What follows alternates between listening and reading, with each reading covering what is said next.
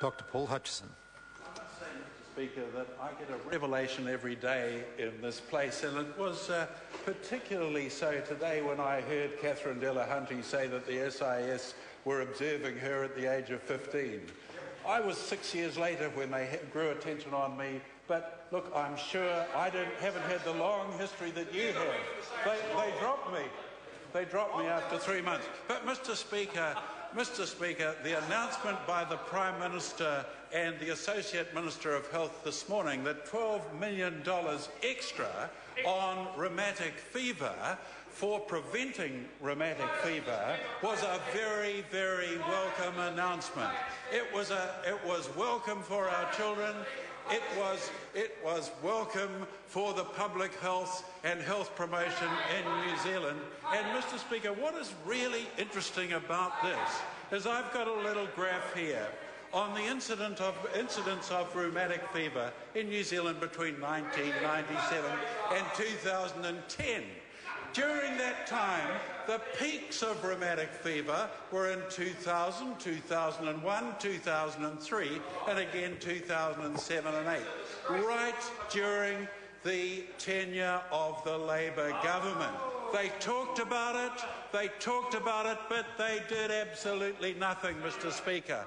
And so it is extremely welcome to hear the announcement this morning that not only has the already committed $12 million in the budget of 2011 been increased, it has been increased by $12 million for the budget of 2012. And what we know, Mr. Speaker, is this program for preventing rheumatic fever, which is a particular indictment on New Zealand, given that it is a third world disease. Under the national government, it is being rolled out in Northland, in South Auckland, in the Bay of Plenty, in the Lakes District, in Tairāwhiti, in Hawke's Bay, and in Porirua, targeting at least 35,000 children that are particularly vulnerable, but a much, much wider number than that. And to Mr. Twyford, I say that Labor government during its tenure did absolutely nothing but talk. Mr. Speaker, I think the national government can be extremely proud that over the last 4 years, despite the difficult economic situation, an extra $1.5 billion has been committed to health, and there will be more announced in the budget.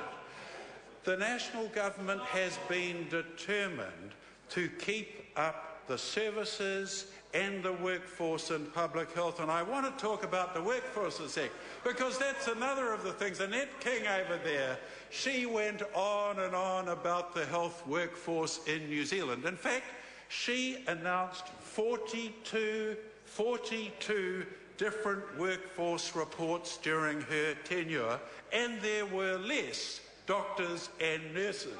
During the last 4 years, since 2008, there have been 800 extra doctors in our DHBs and 2,000 extra nurses during our DHBs. What could Annette King do?